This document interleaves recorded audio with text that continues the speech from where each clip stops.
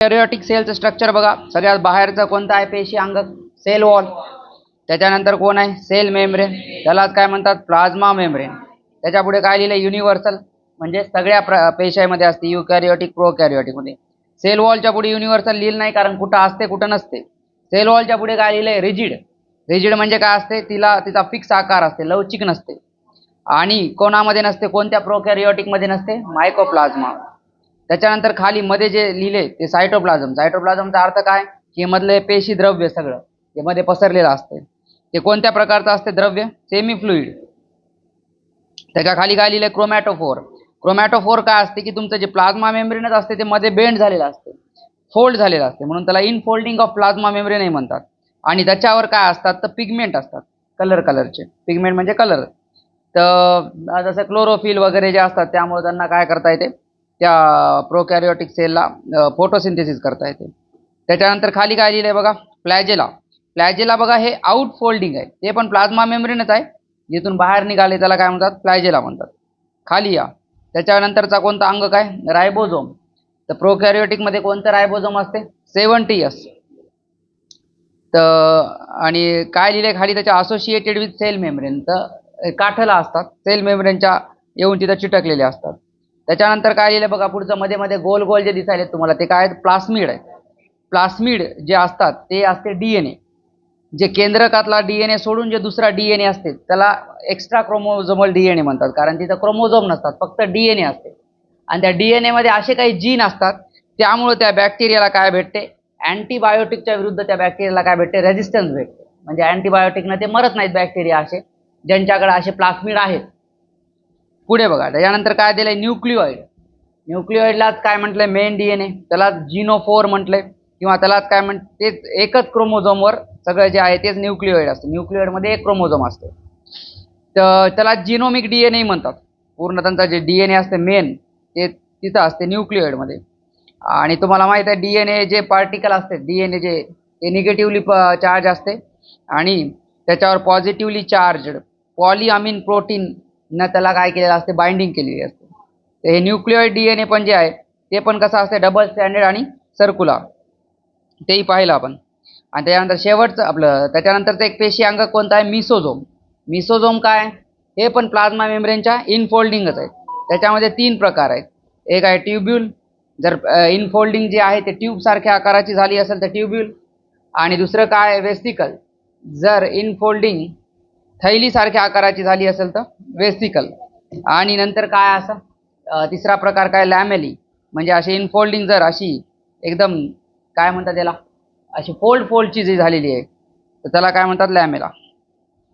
आणि सगळ्यात शेवटचं मध्ये इन्क्लुजन बॉडी जे असतात, जसं युकॅरियोटिक सेलमध्ये व्हॅक्युअल्स असतात, त्यांच्याकडे काय असतात? Inclusion body. याच्यामध्ये ते स्टोरेजचं काम करतात. ठीक आहे, आता हे सगळे एक एक आपण बघितले होते.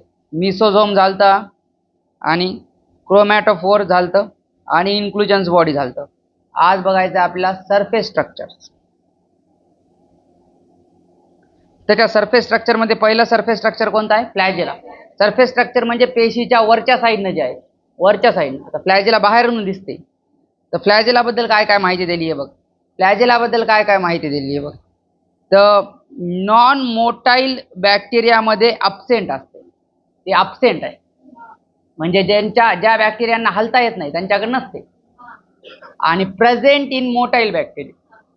तर जे मोटाईल बॅक्टेरिया म्हणजे ज्या बॅक्टेरियांना हालचाल करता येते त्यांच्याकडे असते. आता फ्लॅजेला असते म्हणून तर त्यांना हालचाल करता येते, आणि त्यांच्याकडे अब्सेंट म्हणजे नाहीये, त्यांना फ्लॅजेला नाही म्हणून तर ते नॉन मोटाईल आहे. तर सिंपल गोष्ट आहे ती. खाली बघा आकृतीमध्ये सेल वॉल दिसायली तुम्हाला, त्याच्या खाली सेल मेम्ब्रेन दिसायली. सेल मेम्ब्रेन असं बाहेर जे आलं त्यालाच फ्लॅजेला म्हणतात, आउट फोल्डिंग म्हणतात त्याला.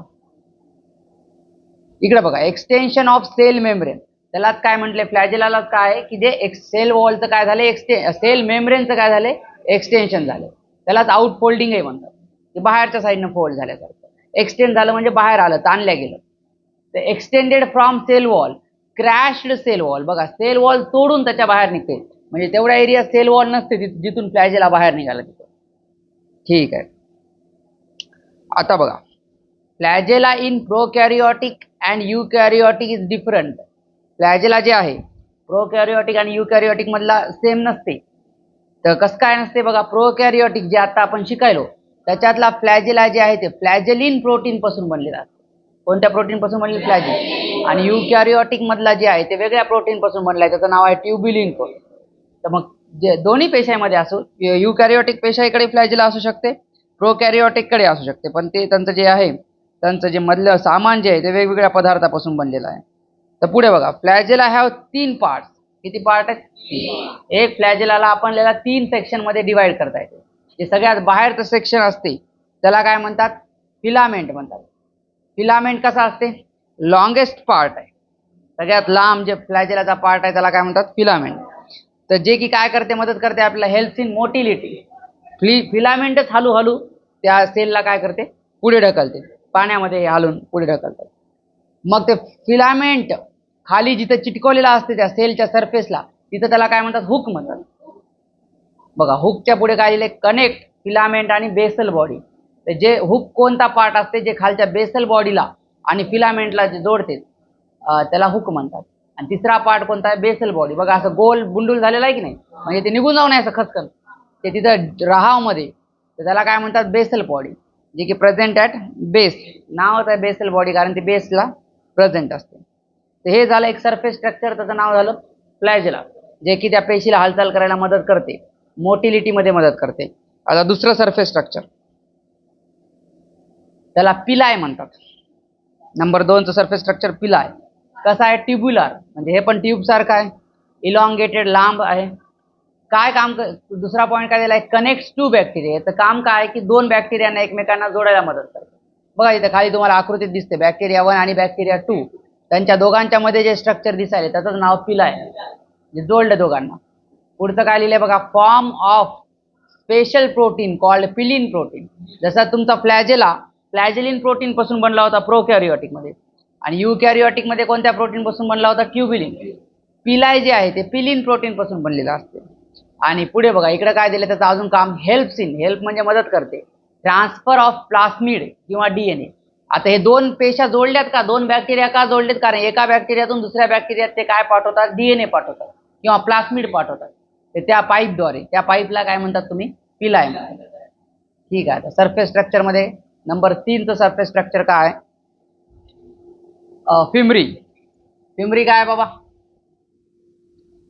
Form of fimbrin protein. तर आता सगळ्यांचे प्रोटीन लक्षात ठेवा, आहे की नाही. तर फिमरी कशापासून बनलेला आहे? फिम्ब्रीन प्रोटीन. आता त्याच्या खाली पॉईंट काय दिला आहे बघा, small bristle like structure. Bristol म्हणजे एकदम जे तुमचे दात घासायचा ब्रश असते त्याचे जे असतात दात, त्या ब्रशचे जे केस असतात त्याला ब्रिस्टल म्हणतात. तर त्यासारखे या पूर्ण पेशीवर असे ब्रिस्टल आलेले असतात. जसं तुमचं कोणताही ब्रश असते त्या ब्रश जे असते तसंच हे ब्रश सारखं आलेले असते. Small bristle like structure found on the surface of bacteria. Helps in कशामध्ये काम करते हे? तर हे अँकरेजमेंट मध्ये काम करते. म्हणजे तुमचं ते जे पेशी आहे त्याला कुठेतरी चिटकून, अँकर करणे म्हणजे काय की चिटकून ठेवणे, अटॅच करणे. तर जे काही दगड वगैरे असतात पाण्यामध्ये त्यांना ते चिटकून राहण्यात मध्ये मदत करते, नाही तर पाण्याच्या प्रवाहानं ते वाहून गेले असते. बघा इथं खाली दिले, अँकरेजमेंट on surfaces like rock and host tissue. Host म्हणजे ज्याच्यावर हे, आता हे बऱ्याचदा काय असतात, हे पॅरासायटिक असतात, दुसऱ्याच्या शरीरात जाऊन त्यांना रोग देतात बॅक्टेरिया. तर दुसऱ्याच्या शरीरात तिथं जाऊन त्या होस्टवर जाऊन चिटकवायसाठी त्यांना काय असतात? फिम्ब्री नावाचा अवयव असतो बाहेर.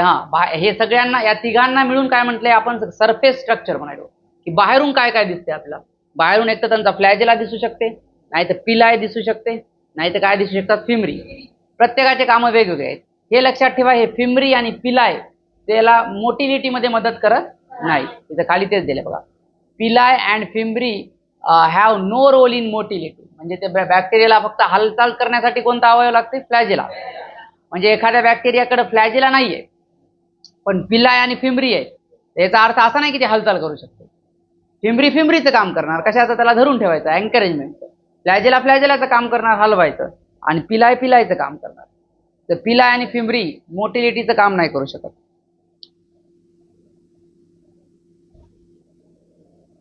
प्रोकॅरियोट्स have a cell wall surrounding the cell membrane. काय त्यांच्याकडे? सेल वॉल आहे. सराउंडिंग द सेल मेम्ब्रेन म्हणजे सेल मेम्ब्रेनच्या आजूबाजूला, म्हणजे त्याच्या भोवती सेल वॉल आहे. Except in mycoplasma. कोणामध्ये नाहीये, फक्त एक्सेप्ट म्हणजे अपवाद, याला फक्त कोण अपवाद आहे, मायकोप्लाझ्मा, म्हणजे सगळ्या इकडे आहे, मायकोप्लाझ्माकडे नाहीये. The fluid matrix filling the cell is the cytoplasm. त्या पेशीमध्ये जे फ्लुइड, जे द्रव पदार्थ भरलेला आहे त्याला मॅट्रिक्स म्हणले.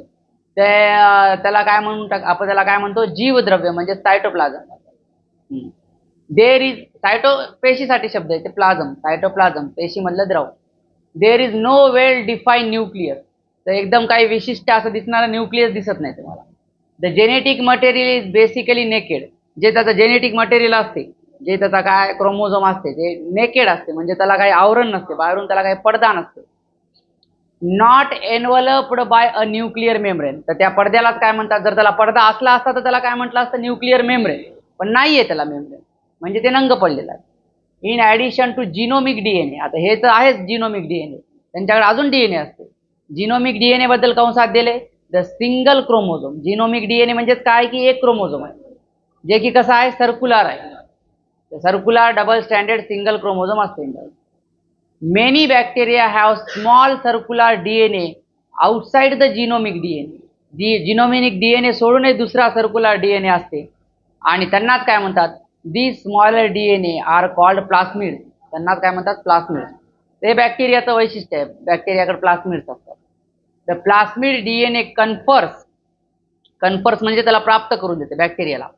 हे प्लास्मिडचा डीएनए काय प्राप्त करून देते, सर्टन युनिक फिनोटायपिक कॅरेक्टर्स. काही फिनोटायपिक त्या डीएनए मुळे त्याला काही गुणधर्म भेटतात बॅक्टेरियाला. टू सच बॅक्टेरिया, कोणत्या बॅक्टेरियाला, ज्यांच्याकडे ते प्लास्मिड आहे. तसं त्याच्यापैकी एक कॅरेक्टर तुम्हाला सांगितलंय. काय कॅरेक्टर भेटते, काय गुणधर्म भेटते. One such character is resistance to antibiotic. तर ज्या बॅक्टेरियाकडं हे प्लास्मिड्स असतात, त्याच्यावर हे जीन असते, तर त्यांना काय प्राप्त भेटते, अँटीबायोटिक्सच्या विरुद्ध रेजिस्टन्स भेटते, म्हणजे अँटीबायोटिक्समध्ये मरत नाही. In higher classes you will learn that this plasmid DNA is use to monitor bacterial transformation with foreign DNA.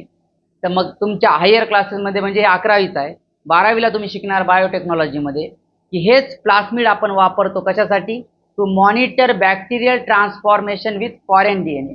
Bacteria जे आहे त्याच्यामध्ये जेव्हा बॅक्टेरियाचं जे जीनोम असते, त्याच्या स्वतःच्या जीनमध्ये आपण काय करतो, आपला एक जीन टाकतो, आणि मग ते बॅक्टेरिया दुसऱ्या प्राण्याच्या शरीरात टाकून ते तिथं जीन काय होते, ते अटॅच होते. ते त्याला ट्रान्सफॉर्मेशन म्हणतात.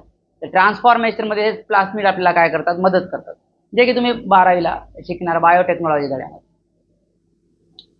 पुढे बघा, nuclear membrane is found in eukaryote. Nuclear membrane कशामध्ये असते, यूकॅरियोट, म्हणून तर त्यांना यूकॅरियोट म्हणतात. दृश्य केंद्रकी, कारण त्यांची केंद्रक दिसते स्पष्ट. नो ऑर्गॅनेल्स म्हणजे कोणतंच अंगक पेशीमधलं, like the ones in eukaryotes are found in prokaryote. Prokaryotic पेशीमधलं कोणतंच अंगक यूकॅरियोटिक पेशीमध्ये भेटत नाही, फक्त एक भेटते, एक्सेप्ट एक सोडून, जे की कोण आहे, रायबोझोम, जे की दोघांकडे आहे, प्रोकॅरियोटिककडे आहे आणि यूकॅरियोटिक. बाकी सगळं वेगळं आहे. म्हणजे आता तुम्ही म्हणसाल की यूकॅरियोटिक पेशीकडे सेल वॉल असते, यांच्याकडे सेल वॉल असते, तर ते मटेरियल वेगळं असते ना. त्यांच्याकडे सेल मेम्ब्रेन असते, यूकॅरियोटिककडे यांच्याकडे सेल मेम्ब्रेन असते, पण मटेरियल तर वेगळं असते. तर त्यात म्हणून ते म्हणाले की दुसरं कोणतंच अंगक दोन्ही मधलं सेम नाहीये, फक्त एक सेम आहे. कोणतं आहे ते, तेही काही सेम नसते. तेही एक, त्यांच्यामधलं 80S असते, यांच्यामधलं कोणतं असते, 70S. Prokaryotes have something unique. बघा आता प्रोकॅरियोटकडे अजून एक युनिक गोष्ट आहे जी यूकॅरियोटकडे नाही आहे. त्यांना काय म्हणतात, इन्क्लुजन्स म्हणतात. आता ते काय inclusions, specialised differentiated form of cell membrane. Cell मेम्ब्रेनचं डिफरन्शिएशन होऊन एक तिथं बनलेलं फॉर्म आहे. सॉरी ते इन्क्लुजन्स बद्दल नाही सांगायले, ते खाली मिसोझोम बद्दल सांगायले. ते इन्क्लुजन्स तिथंच संपलं, ते वाक्य तिथंच संपलं. ते काय म्हटले की एखादं युनिक कॅरेक्टर आहे त्यांच्याकडे, त्यांनाच काय म्हटलं, इन्क्लुजन्स बद्दल आता काही सांगा झालं. ते खालचं जे वाक्य आहे ते कोणाबद्दल आहे, मिसोझोम. काय म्हणाले, a specialised differentiated form of cell membrane called mesosome is the characteristic of prokaryote. तर मिसोझोम नावाचं एक जे काही फक्त काय असते, सेल मेम्ब्रेनची इनफोल्डिंग असते, हे यांचं कॅरेक्टरिस्टिक फीचर आहे. कोणाचं कॅरेक्टरिस्टिक फीचर आहे, ते प्रोकॅरियोट, म्हणजे यूकॅरियोटकडे नसतात. They are essentially infoldings of cell membrane. तर सेल मेम्ब्रेनच मधल्या साईडला फोल्ड झालेला असते, त्यालाच तुम्ही काय म्हणता, मिसोझोम म्हणता.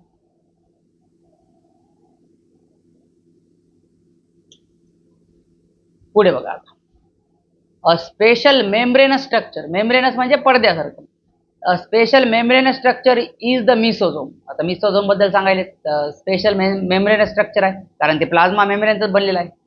Which is form by the extension of plasma membrane, जे प्लाझ्मा मेम्ब्रेनच एक्सटेंड झाला म्हणजे मध्ये आला into the cell. These extension are in the form of, आता एक्सटेन्शन कशा होऊ शकतात, एक तर वेस्टिकलच्या फॉर्म मध्ये होऊ शकतात किंवा ट्युब्युल्सच्या फॉर्म मध्ये होऊ शकतात किंवा लॅमेलिच्या, म्हणजे आकार त्यांचे वेगवेगळे असू शकतात, आकारानुसार त्यांचे प्रकार केले, 3 नावं दिली.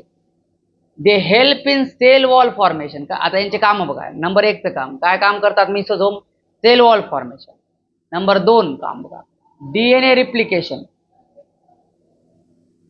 नंबर 3चं काम बघा, डिस्ट्रीब्युशन टू डॉटर सेल्स. तर डीएनएचं रिप्लिकेशनही करतात आणि डीएनए डॉटर सेललाही देतात. डॉटर सेल कोणाला म्हणतात, आता बघा एक बॅक्टेरिया आहे, त्याचं पेशी विभाजन होऊन 2 ज्या नवीन पेशा बनतात त्यांना काय म्हणतात, डॉटर सेल. तर आता एक बॅक्टेरिया होता, त्याच्या 2 पेशा बनताना काय होते, पहिल्यांदा डीएनएचं काय होते, विभाजन होते, डीएनएचं रिप्लिकेशन होते, म्हणजे 2 कॉप्या बनवावं लागतात.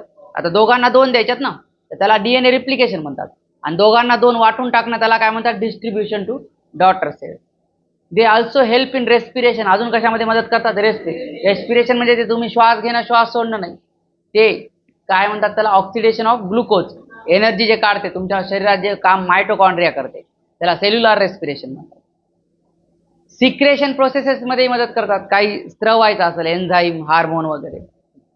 To increase the surface area of plasma membrane and enzymatic content. Enzymatic content म्हणजे काय, की तुमचं एन्झाईम जे धरून ठेवायची जागाही वाढवतात, कंटेंट म्हणजे त्यांचं क्वांटिटी वाढवतात. इन सम प्रोकॅरिओट्स लाईक सायनोबॅक्टेरिया सारख्या काही प्रोकॅरिओटिक मध्ये there are other membranes extension. हे तर मेम्ब्रेनस एक्सटेन्शन आहेतच मिसोझोम, हे सोडून दुसरे कोणते आहेत, जसे की त्यांना इन टू द सायटोप्लाझम, त्यांनाच म्हणतात क्रोमॅटोफोर्स. हे काही जण आहे म्हणजे काय, सम दिले कोणासारख्यामध्ये, सायनोबॅक्टेरिया सारख्यामध्ये, विच कंटेन, आणि क्रोमॅटोफोर्सवर काय असतात, पिगमेंट, आणि म्हणून त्यांना ते कलर प्राप्त होते. Bacterial cells may be motile or non motile. जे बॅक्टेरियाच्या पेशी आहेत त्या मोटाईल असू शकतात किंवा नॉन मोटाईल. इफ मोटाईल, जर मोटाईल असतील म्हणजे हालचाल करू शकणारे असतील, they have thin filamentous extension. Extension म्हणजे ताणले गेले, बाहेर आले, from their cell wall called flagella. Cell वॉलच्या बाहेर एक तुम्हाला एक ताणल्यासारखं, एक धाग्यासारखा दिसते, थिन म्हणजे खूप पातळ धाग्यासारखं दिसते, केसासारखं, त्याला फ्लॅजेला म्हणतात. Bacteria show a range in the number and arrangement of flagella. Range म्हणजे प्रकार. तर बॅक्टेरियाकडे खूप प्रकार आहेत. कशामध्ये खूप प्रकार आहेत, की किती फ्लॅजेला असणार, कोणाकडे 1 असेल, कोणाकडे 2 असतील, कोणाकडे 3-4 फ्लॅजेला असतील. आणि अरेंजमेंट म्हणजे कसं आहे, की भाई वरच्या साईडला एक आहे, खालच्या साईडला एक आहे, किंवा साईड डावीकडे एक आहे, उजवीकडे एक आहे, तर त्याला अरेंजमेंट म्हणतात. की शरीरावर कुठं लावला आहे फ्लॅजेला, तर त्याच्यामध्येही खूप प्रकार आहेत, आणि किती असणार आहेत त्याच्यामध्येही खूप प्रकार आहेत.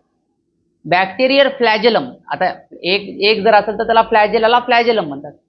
Bacterial flagellum is composed of 3 parts. 3 parts पासून बनलेला आहे. नंबर 1 तर त्याच्या वरचा जे सगळ्यात लांब भाग आहे त्याला फिलामेंट म्हणतात. फिलामेंट जिथं खाली बॅक्टेरियाच्या शरीराला जोडलेला असते, कशाला जोडलेला असते, हुकनच जोडतो आपण काही गोष्टी, तर हुक असते. आणि खाली जिथं शरीराचं ते पार्ट चालू असते त्याला काय म्हणतात, basal body. The filament is the, आणि सगळ्यात लांब मग पार्ट कोणता असते सगळ्यात लांब, तर फिलामेंट, लॉंगेस्ट पोर्शन म्हणजे हिस्सा. And extends from the cell surface, म्हणजे त्या सेल वॉल पासून कुठपर्यंत जाते, टू द आउटसाइड, बाहेरपर्यंत जाते filament. Besides flagella, pili and fimbriae are also surface structure. Flagella सोडून अजून सरफेसवर कोणते स्ट्रक्चर आहेत दुसरे, फिलाय आणि fimbriae. But do not play role in motility. पण त्यांचं काम कशामध्ये नाहीये, मोटिलिटीमध्ये, म्हणजे बॅक्टेरियाला एका ठिकाणून दुसऱ्या ठिकाणी नेण्यामध्ये नाहीये. The pili are elongated tubular structure made up of special protein.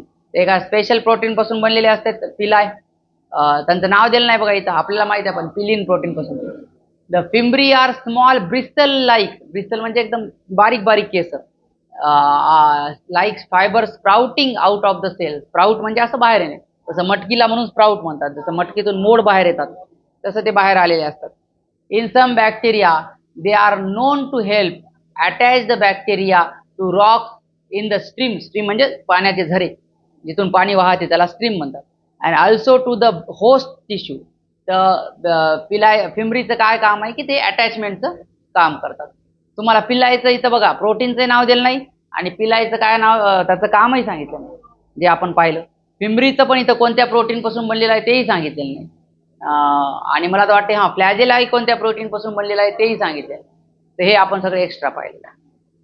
चला खाली पुढे बघा रायबोझोम्स अँड इन्क्लुजन बॉडी.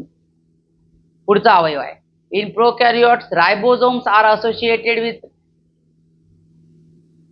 चला आता पुढचा आपला अंगक पेशी अंगक बघायचं सेल एनवलप. बघा cell envelope present in most prokaryotic cells. जास्तीत जास्त म्हणजे सगळ्यामध्ये नाही, मोस्ट शब्द वापरला. कधी ऑल शब्द वापरतात कधी मोस्ट. म्हणजे काही जण असतील त्यांच्याकडे सेल एनवलप नसते. माहिती आहे आपल्याला मायकोप्लाझ्माकडेच नसते कारण त्यांच्याकडे सेल वॉल नसते. Specifically bacteria. बॅक्टेरिया करता जवळपास असतेच म्हणायचं सगळ्याकडे. केमिकली कॉम्प्लेक्स गोष्ट आहे ती, म्हणजे कॉम्प्लेक्स पदार्थापासून बनलेला आहे. बघा इथं काय दिलंय पुढे. Form up of 3 layers. 3 layers पासून बनलेले आहे, ज्या की लेयर एकमेकांना टाईटली बाउंड आहेत, म्हणजे एकमेकांना घट्ट अशा धरून ठेवलेल्या आहेत तिन्ही लेयर. आधी 3 लेयरचे नाव बघा. 3 जेव्हा लेयर असतात, एक सगळ्यात बाहेर असते, एक सगळ्यात मधल्या साईडनं असते आणि एक त्या दोघींच्या मध्ये असते. सगळ्यात बाहेरची आउटर मोस्ट लेयर म्हणतात. तिचं नाव काय, आउटर मोस्ट लेयरचं काय नाव आहे, ग्लायकोकॅलिक्स. तिच्या खाली ग्लायकोकॅलिक्सच्या खाली कोणती लेयर आहे, सेल वॉल. ती मिडल लेयर झाली. मग तिच्या खाली सेल वॉलच्या खाली कोणती लेयर आहे, प्लाझ्मा मेम्ब्रेन. त्याला सेल मेम्ब्रेन म्हणतात. ती झाली सगळ्यात खालची, तिला म्हणतात इनर मोस्ट लेयर. आणि त्याच्या खाली मग काय पेशी द्रव्य चालू होते तर त्याला काय म्हणतात, सायटोप्लाझम. ते त्याचा पार्ट नाहीये, हे 3 जण पार्ट आहेत. 3 जण 3 लेयर. म्हणून इथं लिहिले बघा collectively these 3 layers help in the protection of cell. यांचं मेन काम काय, तिघांचे मिळून एकच उद्देश आहे सगळ्यांच्या बाहेरचा तर प्रोटेक्शनचं. तसं तुमच्या घराच्या भिंती, गेट, कंपाऊंड वॉल अशा 2-3 लेयर असतात. तर तसंच तिघांचं मिळून एकच काम असते की तुमच्या घराचं संरक्षण करणं. तर बघा सगळ्या आता एक एक थर बघू. सगळ्यात पहिला थर आहे glycocalyx. Main function is the protection और defence of bacterial cell. Main काम काय, प्रोटेक्शन करणं, डिफेन्स संरक्षण करणं तेच. ग्लायकोकॅलिक्स नाव काय, कारण ग्लायको शब्द ग्लायको ग्लुकोज कोणासाठी येतं ते शब्द शुगर. शुगर म्हणजेच कोण असते, कार्बोहायड्रेट. आणि कॅलिक्स शब्दाचा अर्थ काय असते, वरून एक लेअर बनणं. वरून एक लेअर बनणं, त्याला म्हणतात कव्हर, कोट. कॅलिक्स शब्दाचा अर्थ तेच असतो. ठीक आहे. तर मग झालं ग्लायकोकॅलिक्स नाव काय, कव्हर आहे. कशाचं कव्हर आहे, ग्लुकोजचं कव्हर आहे, शुगरचं कव्हर आहे, कार्बोहायड्रेटचं कव्हर आहे, आणि सगळ्यात वरचं कव्हर आहे. सेल एनवलपचा पहिला पार्ट आहे. त्याच्या खाली या प्रेझेंट इन मोस्ट प्रोकॅरियोटिक सेल. ग्लायकोकॅलिक्स असते म्हणते जास्तीत जास्त प्रोकॅरियोटिक सेलमध्ये, नाही का. आणि त्याच्यातही कोण, बॅक्टेरियामध्ये तर असते. केमिकली हे कॉम्प्लेक्स आहे. चला नंबर 2 बघा, सेल वॉल. ग्लायकोकॅलिक्स झालं, त्याचं जास्त काही नाही आहे काम. सेल वॉल रिजिड असते. रिजिड म्हणजे काय की जसा आकार आहे तसा मेंटेन करते, म्हणजे लवचिक नाही, म्हणजे फोल्ड होत नाही. मेंटेन स्ट्रक्चर बघा, तेच म्हणलं maintain structure and shape of bacterial cell. तर सेलचा जे आकार आहे आणि जे स्ट्रक्चर आहे ते कोणामुळं मेंटेन राहते, सेल वॉलमुळं, कारण ते रिजिड आहे. दुसरं काय, प्रिव्हेंट्स द बस्टिंग. बस्टिंग म्हणजे फुटणे. आणि कोलॅप्सिंग म्हणजे फुटणे. आता बघा बाहेरून प्रेशर टाकून जर माझ्या भिंती घर अशा मधल्या साईडनं जर पाडल्या त्याला म्हणतात कोलॅप्स झाल्या. आणि मधून प्रेशरनं फुटल्या अशा तर त्याला काय म्हणतात, बस. जसं जेव्हा तुम्ही फुगवायले आणि फुटून जाते माहिती की नाही, त्याला बस झाला. आणि तुम्ही दाबून फुगा फोडायचे तर त्याला कोलॅप्स. त्याचे 2 प्रकार वेगवेगळे. तर त्याच्यात तेवढं काही नाही, म्हणजे बाहेरचं प्रेशरही सहन करते, मधलं प्रेशरही सहन करते, थोडक्यात असं म्हणायचं. मध्ये प्रेशर असते ना सायटोप्लाझमचं सगळं लिक्विड वगैरे. पुढे बघा plasma membrane. It is selectively permeable. Selectively म्हणजे सिलेक्ट करते, परमिएबल म्हणजे परमिशन देते, काही सिलेक्टेड लोकांनाच मध्ये बाहेर जाऊ देते. त्याचा बघा सिलेक्टिव्हली परमिएबलचा अर्थ दिला आहे, it allows only selected molecules to come in and out of the cell. In and out म्हणजे मध्ये येऊ देणं किंवा बाहेर जाऊ देणं. तर काही सिलेक्टेड मॉलिक्युलच मध्ये किंवा बाहेर जाऊ देते, कोण, प्लाझ्मा मेम्ब्रेन. म्हणजे त्याचा काय, it interacts with the outside world. तर याचा अर्थ काय की आउटसाइड वर्ल्ड सोबत इंटरॅक्शन करतेच कोण.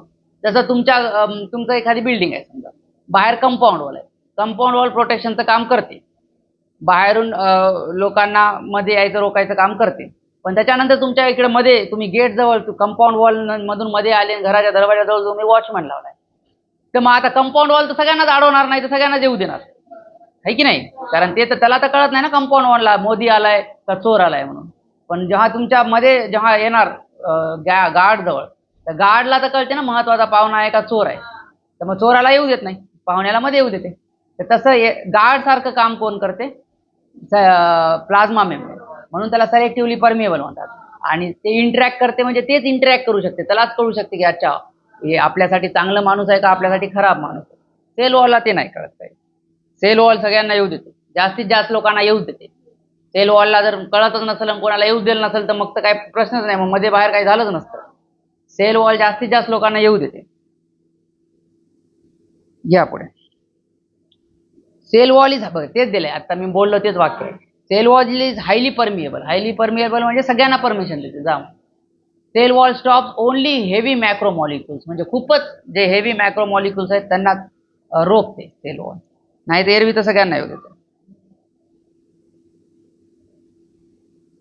बघा आता modification of cell envelope. Cell envelope मध्ये काय काय मॉडिफिकेशन झालीत बघा.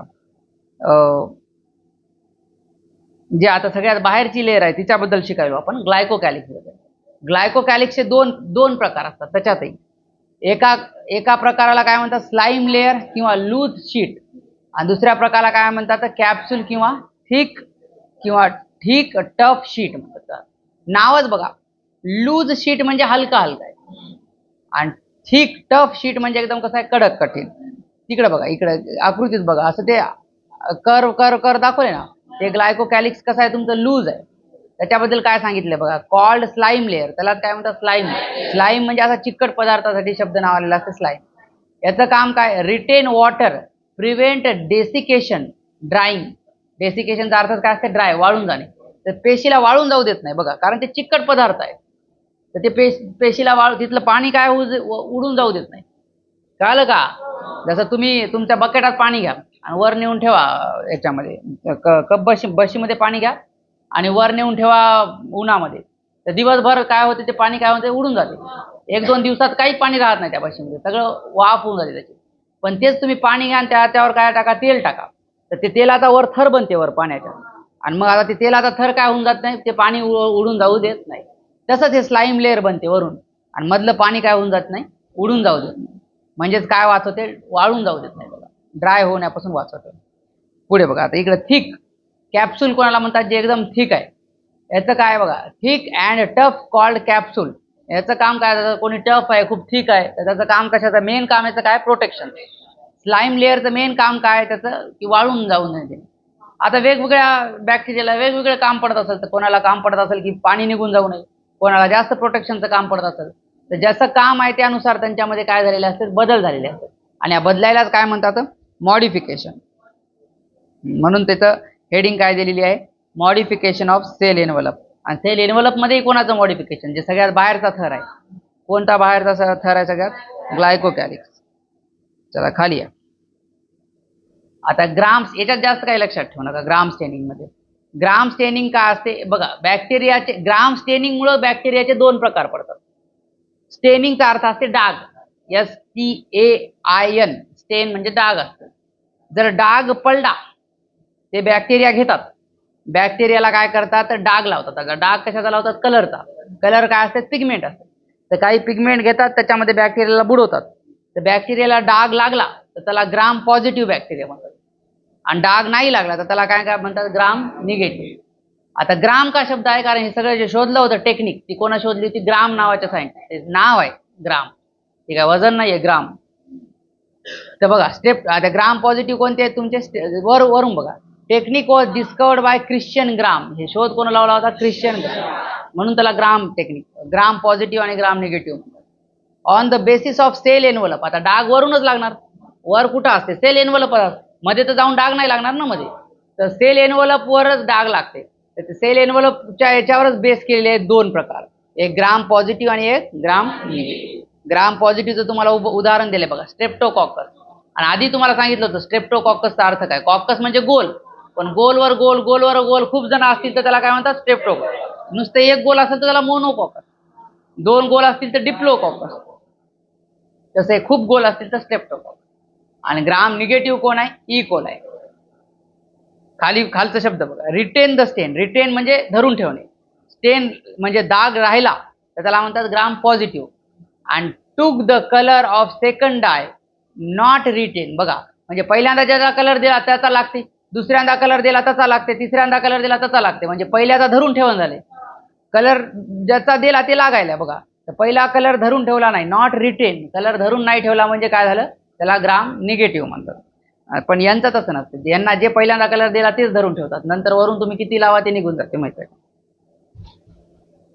खाली घ्या. रायबोझोम बघा, तर रायबोझोमच असं एक पेशी अंग काय जे युकॅरियोटिक आणि प्रोकॅरियोटिक मध्ये कसं आहे, सेम आहे. युनिव्हर्सल ऑर्गॅनल म्हणून त्याला काय म्हटलं, युनिव्हर्सल, कारण ते दोघांमध्ये पण असते, युकॅरियोटिक आणि प्रोकॅरियोटिक. कारण त्याचं काम खूप महत्वाचं आहे, ते प्रोटीन तयार करायचं काम करते आणि सगळ्यांनाच प्रोटीन तयार करावं लागतं. मेम्ब्रेनलेस ऑर्गॅनल. मेम्ब्रेनलेस म्हणजे काय, त्याला बाहेरून कव्हर नाही, ते पण नंगू पुंगू आहे.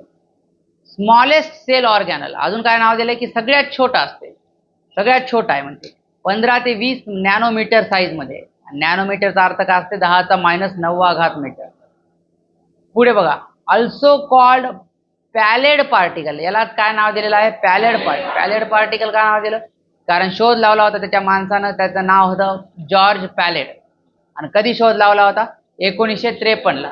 आता ते एवढं छोटं आहे तर त्याचा शोध लागला कशामुळे लागला, कारण तोपर्यंत 1953च्या काळापर्यंत कशाचा शोध लागला होता, इलेक्ट्रॉन मायक्रोस्कोप. तर इलेक्ट्रॉन मायक्रोस्कोप मध्येच दिसते ते. पुढे बघा, अल्सो कॉल्ड, त्याला काय म्हणतात, प्रोटीन फॅक्टरी पण म्हणतात, कारण प्रोटीन तयार करायचं काम करतात ribosome. Ribosome help in translation process. Protein तयार करताना ट्रान्सलेशन, ट्रान्सफर अशा प्रोसेस असतात. त्याच्यापैकी कोणत्या प्रोसेसमध्ये मदत करतात, ट्रान्सलेशन नावाची. ट्रान्सलेशन नावाची प्रोसेस काय असते, की तुमचं जे बघा, डीएनए वरची सगळी माहिती तुम्ही कशावर आणलेली असते, mRNA वर. mRNA वरची माहितीपासून तुम्ही काय करता, प्रोटीन बनवायच्या प्रोसेसला काय म्हणतात, तर ट्रान्सलेशन. तिथं ते मदत करतात. पुढे बघा, म्हणते रायबोझोमचं स्ट्रक्चर काय म्हणते, ग्रॅन्युअल. ग्रॅन्युलरचा अर्थ असते, ग्रॅन्युलरचा अर्थ असते दाणेदार, दाणेदार असते. Form of protein plus rRNA. आता रायबोझोम कशाला म्हणतो आपण, त्याच्यात काही प्रोटीन असतात आणि त्याच्यावर काय असते, rRNA म्हणजेच रायबोझोमल RNA. ते रायबोझोमवर असते म्हणून त्याला रायबोझोमल RNA म्हणतात. त्याच्यात दोन प्रकार आहेत रायबोझोम मध्ये. एका रायबोझोमला म्हणतात 70S रायबोझोम, जे की कोणामध्ये असते, प्रोकॅरियोटिक मध्ये. आणि मायटोकॉन्ड्रियामध्ये पण असते आणि क्लोरोप्लास्ट. आता मायटोकॉन्ड्रिया आणि क्लोरोप्लास्ट हे पेशीचे अंगक आहेत, आणि ते पेशी अंगक असतात युकॅरियोटिक पेशी. म्हणजे युकॅरियोटिक मधल्या मायटोकॉन्ड्रियामध्ये आणि क्लोरोप्लास्ट मध्ये आपापला वेगळा रायबोझोम असतो, ते असते 70S.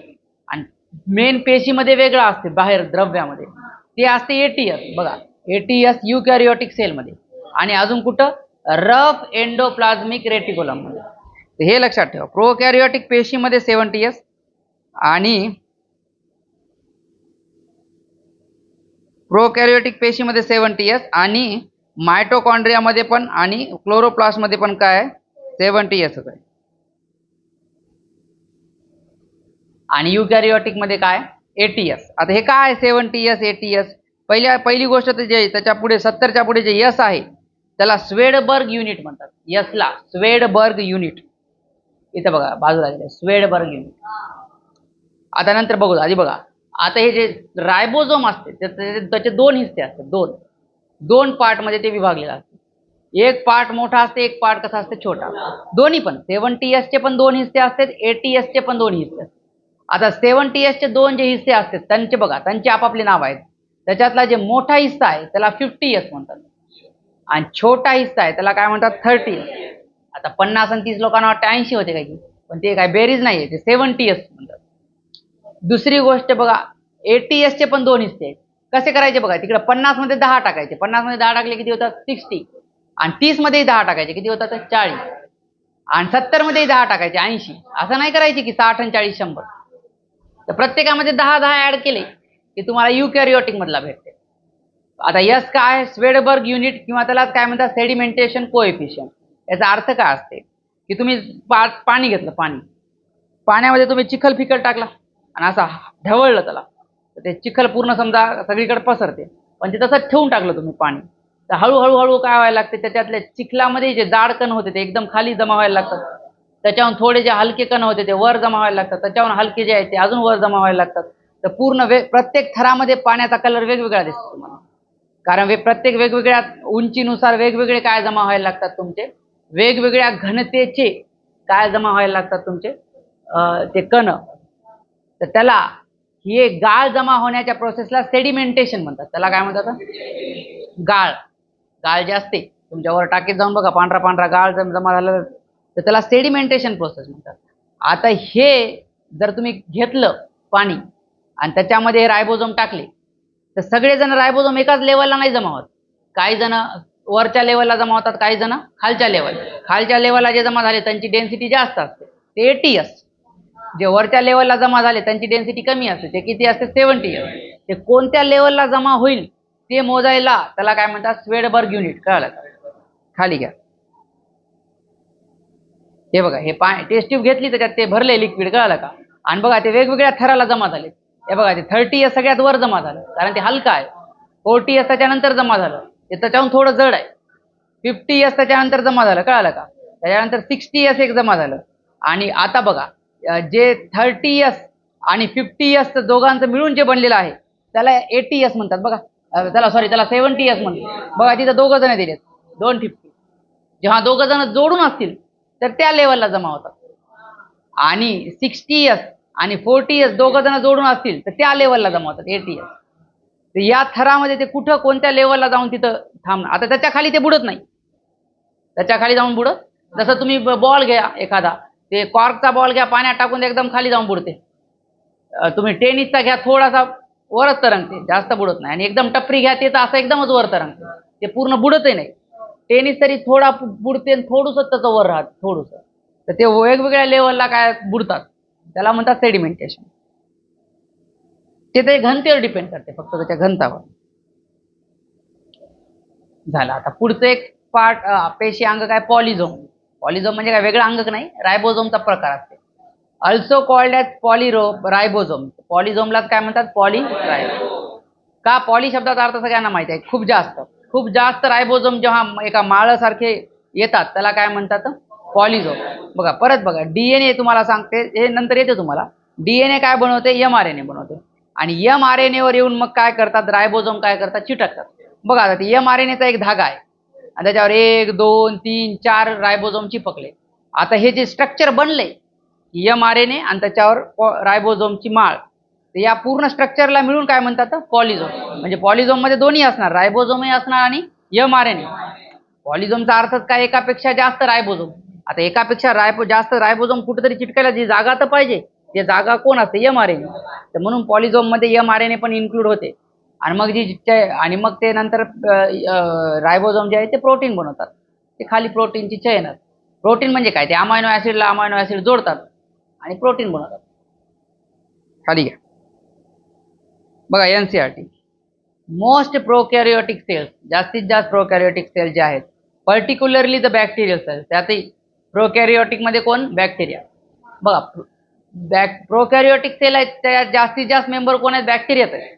काही मेंबर बॅक्टेरिया जे नाही आहेत पण प्रोकॅरियोटिक आहेत असे कोण आहेत, मायकोप्लाझ्मा आणि ते PPLO, fluoro pneumonia like organism. ते प्रोकॅरियोटिक तर आहेत पण बॅक्टेरिया नाही. सगळे बॅक्टेरिया प्रोकॅरियोट असतात पण सगळे प्रोकॅरियोट बॅक्टेरिया नसतात. ते असे प्रश्न विचारतात. कारण काही प्रोकॅरियोट असे आहेत जे बॅक्टेरिया नाही आहेत पण सगळे बॅक्टेरिया प्रोकॅरियोट असतात. असं नाही की काही बॅक्टेरिया युकॅरियोट. जसं ते म्हणतात ना की सगळे जे हे असतात काय, बैल ते ॲनिमल असतात पण सगळे ॲनिमल बैल नसतात, आहे की नाही. तर have a chemically complex cell envelope. यांचं सेल एनव्हलप कसं आहे, केमिकली कॉम्प्लेक्स म्हणजे जटिल अशा रेणूंपासून बनलेला आहे. लिपिड्स, प्रोटीन्स, फॅट्स अशा असतात. The cell envelope consist of tightly bound 3 layer structure. 3 लेअरचं स्ट्रक्चर बनलेला. टाईटली बाउंड म्हणजे तिघही एकमेकांना असे घट्ट चिटकलेले. द आउटर मोस्ट सगळ्यात बाहेरची लेअर कोणती आहे, ग्लायकोकॅलिक्स. फॉलोड म्हणजे त्याच्यानंतर आता तुम्ही बाहेरून मध्ये यायले असं मानून सगळ्यात पहिल्यांदा तुम्हाला कोण लागणार, ग्लायकोकॅलिक्स. फॉलोड बाय म्हणजे त्याच्यानंतर कोण येणार, cell wall, and then the plasma membrane, आणि त्याच्यानंतर कोण येणार, प्लाझ्मा. अल्दो जरी पण each layer of envelope perform distinct function, distinct म्हणजे वेगवेगळं, तर प्रत्येक लेअर आपापलं वेगवेगळं काम करायले, पण सगळ्यांचं काम एकच आहे. कळायले का? सगळेजण वेगवेगळं काम करायलेत, पण मेन जे काम आहे त्यांचा उद्देश, हेतू एकच आहे, की काय, protection. They act together as a single protective unit. तिघांचं मेन काम जे असतं ते प्रोटेक्शनचं. Bacteria can be classified into 2 groups. बॅक्टेरियाचे 2 ग्रुप करता येतात on the basis of differences in cell envelope. Cell एन्व्हलपमध्ये त्याच्यामध्ये जे फरक आहे त्याच्याहून 2 प्रकार पडले. काही सेल एन्व्हलपवर कलर डाग लागतात, त्यांना काय म्हटलंय, ग्राम पॉझिटिव्ह. आणि काही सेल एन्व्हलप डाग ठेवून घेत नाहीत, डाग निघून जातात, तर त्यांना काय म्हटलंय, ग्राम निगेटिव्ह. तर वाया बघा, जे 2 on the manner in which they respond to the staining process develop by Gram. तर जे प्रकार पाडलेत ते कशानुसार पाडलेत, की स्टेनिंग प्रोसेसला कसं रिस्पॉन्ड करतात. स्टेनिंग प्रोसेस म्हणजे डाग द्यायची पद्धती. रिस्पॉन्ड 2 प्रकारचे असू शकतात, एक तर डाग घेऊन ठेवतात, नाही तर डाग काय निघून जाते. आणि ती स्टेनिंग प्रोसेस डेव्हलप कोण केली, ती ग्रामनं. दोज बघ पहिला दिले, दोज दॅट टेकअप म्हणजे घेतात, द ग्राम स्टेन, ग्रामनं दिलेले स्टेन म्हणजे डाग घेतात, त्यांना म्हटलंय ग्राम पॉझिटिव्ह. अँड अदर्स, आणि दुसरे दॅट डू नॉट, जे की घेत नाहीत डाग, are called Gram negative bacteria. Glycocalyx differs in composition and thickness among different bacteria. म्हणजे वेगवेगळ्या बॅक्टेरियामध्ये ग्लायकोकॅलिक्स कसा आहे, डिफर आहे, म्हणजे वेगवेगळा आहे. कशामध्ये, कंपोजिशन म्हणजे कोणत्या पदार्थानं बनले, आणि थिकनेस म्हणजे जाडीमध्ये. काही जणांमध्ये जाड असू शकते, काही जणांमध्ये पातळ असू शकते. म्हणजे ग्लायकोकॅलिक्सचे प्रकार आहेत असं सांगायचं. नंबर 1 चा प्रकार काय, आता त्यांच्या जाडीहून आणि त्यांच्या कंपोजिशनहून त्यांचे 2 प्रकार पडलेत. एका प्रकारला नाव दिले लूज शीट. आणि लूज शीट आहे, त्याचं नाव काय, मेन स्लाइम लेअर म्हणतात. While in others it may be thick and tough, म्हणजे जाड असू शकते, आणि टफ म्हणजे एकदम कठीण कठोर असू शकते. तसं असेल तर मग त्याला काय नाव दिलंय, capsule. The cell wall determines the shape of the cell. पेशीचा आकार कोण ठरवते, सेल वॉल, कारण तीच रिजिड असते. And provide strong structural support to prevent the bacterium from bursting or collapsing. Bacteria ते तुटून फुटून जाऊ नये म्हणून स्ट्रॉंग सगळ्यात सपोर्ट कोण दिलेला असते, सेल वॉल. पुढे बघा, the plasma membrane is selectively permeable. Plasma membrane कसा आहे, सेलेक्टिव्हली परमिएबल म्हणजे कोणाला येऊ देते, कोणाला जाऊ देत नाही, त्याच्या मनावर आहे. In nature and interacts with the outside world. तर मग बाहेरच्या जगासोबत बॅक्टेरियाचा संबंध कोणामुळे येते, प्लाझ्मा मेम्ब्रेनमुळे. तेच ठरवते की कोणाला येऊ द्यायचं, कोणाला येऊ द्यायचं नाही. This membrane is similar structurally to that of eukaryotes. तर प्लाझ्मा मेम्ब्रेन जे आहे तर रचनात्मक दृष्ट्या जर बघितलं तर प्रोकॅरियोटिक मधलं कोणासारखं असते, युकॅरियोट. तर सेम आहे, हे लाईन लक्षात ठेवा. इकडे बघा, सेल मेम्ब्रेन इज युनिव्हर्सल, म्हणून त्याने अजून एक शब्द दिलाय की प्लाझ्मा मेम्ब्रेन बघा इथं दिलं की सेम आहे. मग आता प्लाझ्मा मेम्ब्रेन सेम आहे, कोणा युनिव्हर्सल, म्हणून त्याला काय शब्द दिला, युनिव्हर्सल. युनिव्हर्सलचा अर्थ काय, की युकॅरियोटिक मध्ये आणि प्रोकॅरियोटिक मध्ये सेम आहे. It is always form of lipid आणि प्रोटीन. म्हणजे ते कशापासून बनलेलं आहे ते सेम असते, ते नेहमीच कशापासून बनलेलं असते, लिपिड्स आणि protein. All membranes are generally similar. तर जे मेम्ब्रेन आहे सगळ्यामध्ये सिमिलर असतात. कोणा, मग बॅक्टेरियाचा असो, का ॲनिमलचा म्हणजे प्राण्याचा असो, का झाडाचा असो, का एंडोप्लाझ्मिक रेटिक्युलमचा, किंवा गॉल्जी कॉम्प्लेक्सचा, किंवा न्यूक्लिक मेम्ब्रेन, हे सगळ्या जे मेम्ब्रेन आहेत नॉर्मली कसे असतात, सिमिलर असतात. कारण त्यांचं काम एकच असते की पदार्थ याला सिलेक्ट करून येऊ देणं किंवा येऊ न देणं. सेलेक्टिव्हली परमिएबल असतात. Ribosome and inclusion bodies. In prokaryotes ribosome are associated with the plasma membrane. Ribosome कुठं असतात, प्लाझ्मा मेम्ब्रेनला चिपकलेले असतात. दे आर अबाउट, त्यांची साईज दिली 15 ते 20 nanometre in size. And are made up of 2 subunit. 2 तुकड्यापासून बनलेले असतात, 2 तुकडे. एक तुकड्याचं नाव आहे 50S, एक तुकड्याचं नाव आहे 30S. Units which when present together, जेव्हा दोघं जण चिपकलेल्या अवस्थेत भेटतात तर तेव्हा त्यांना काय म्हणतात, 70S. Prokaryotic ribosome. Ribosomes are the site of protein synthesis. रायबोझोमच वरच काय बनतात, प्रोटीन बनतात. Several ribosomes may attach to a single mRNA. एकाच mRNAच्या धाग्याला एकापेक्षा जास्त रायबोझोम अटॅच होतात आणि जे बनते मग स्ट्रक्चर त्याला काय म्हणतात, पॉलीरायबोझोम किंवा त्याचं दुसरं नाव काय, polysome. The ribosomes of a polysome translate the mRNA into protein. आणि पॉलिझोम जे स्ट्रक्चर बनले तेच त्या mRNA वरची माहिती कशामध्ये ट्रान्सलेट करते, प्रोटीन मध्ये. म्हणजे mRNA वरच्या माहितीपासून प्रोटीन बनवतात. या प्रोसेसला ट्रान्सलेशन म्हणतात. Ribosomes are the granular structure. कसे आहेत ते, granular. First observe under the electron microscope as dense particle by George Palade in 1953. तर पहिल्यांदा कोण त्यांचा पाहिलं होतं ऑब्झर्व केलं, जॉर्ज पॅलेडनं 1953ला. They are composed of ribonucleic acid. कशापासून बनलेले असतात, RNA आणि protein. And are not surrounded by any membrane. त्यांना काही मेम्ब्रेन नसते, म्हणजे नंगे असतात. The eukaryotic ribosomes are ATS. युकॅरियोटिक ribosome कोणत्या टाईपचे असतात, ATS. यस म्हणजे Svedberg unit. while the prokaryotic ribosomes are 70S. Each ribosome has 2 subunits. प्रत्येक रायबोझोमला 2 सबयुनिट असतात. Larger and smaller. एक त्याच्यापैकी दोन्ही सेम आकाराचे नसतात, एक मोठा असतो एक छोटा असतो. The 2 subunits of ATS. ATSचे जे 2 सबयुनिट आहेत ते काय आहेत, 60 आणि 40. while the 70Sचे जे 2 सबयुनिट आहेत ते किती आहेत, 50 आणि 30. आणि इथं यस म्हणजे काय असते, Svedberg unit stand for the sedimentation coefficient. It is indirectly a measure of density and size. तर थोडक्यात बोलायचं म्हणजे यस काय मोजते, तर डेन्सिटी आणि साईज मोजते. जेवढं जास्त यस तेवढं जास्त त्याची डेन्सिटी. बोथ 70S आणि ATS ribosomes are compose of the 2 subunits. दोघंही 70S वाले म्हणजे प्रोकॅरियोटचे आणि ATS वाले युकॅरियोटचे दोघंही 2 सबयुनिट पासूनच बनलेले असतात.